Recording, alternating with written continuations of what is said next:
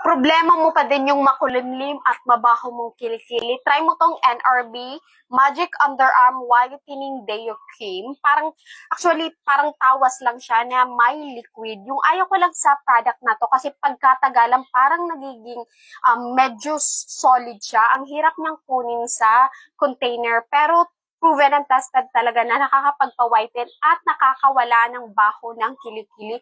48 hours odor protection talaga siya. Tingnan mo naman yung kilik-kilik ko. Wala yung filter kasi nakikita mo pa yung mga nunal ko at yung bagong acne marks ko. Ganun lang siya.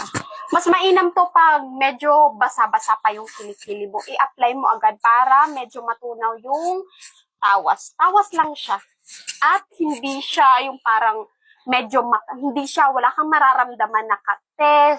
Maraming fake nagkalat nitong NRB Whitening Deo Cream.